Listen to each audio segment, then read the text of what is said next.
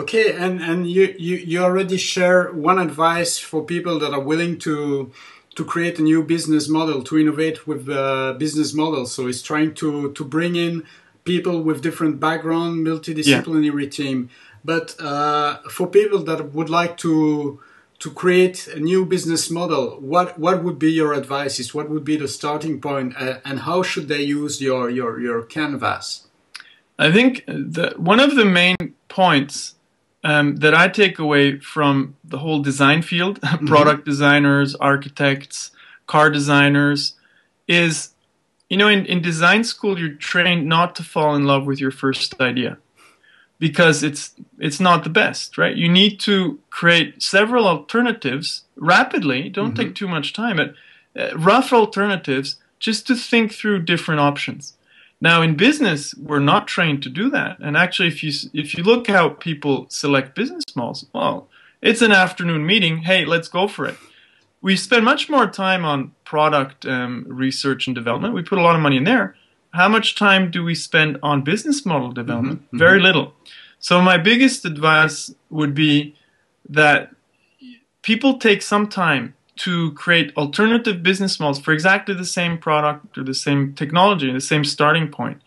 And that doesn't have to be very long. You can generate, 5 business models. It takes you 15 minutes, 20 minutes each for the same starting point. So if you have a technology that you want to bring to market, don't fall for your first idea. Try to think through 5 different alternatives. One, giving away the product for free. How would your business model look? One, selling it for $1 million. How would your business model have to look? One where you don't have any fixed costs, you only have variable costs. Right. How would your business model look? So I think that's an important advice, and that's one I don't see very much because people are very product focused, right, and they're very segment focused. Right. But they rarely take the time to look at a more holistic picture and to think through several options. Which is also, in a certain way, and correct me if I'm wrong, the concept behind the design thinking approach, where people recommend first to diverge, explore a lot of ideas before converging and working on the one they believe which is the best one. Absolutely, and I think that's not easy to do for business people because our training forces us to decide pretty quickly and then to focus on implementation.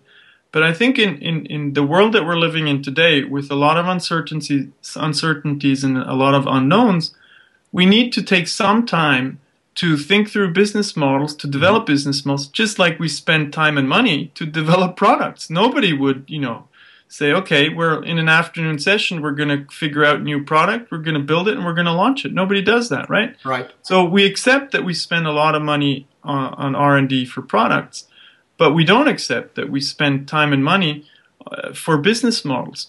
Now, I think that's a big problem because, there are multiple examples where you can see that the business model, in combination with a new product, has given companies a competitive advantage. Take the photocopying machine that Xerox invented. It was too expensive for them, and this is an interesting anecdote that I got from Henry Chesbro, a colleague of mine in Berkeley. This was this great machine, could make 2,000 copies a day at a time where you could make 15 to 30.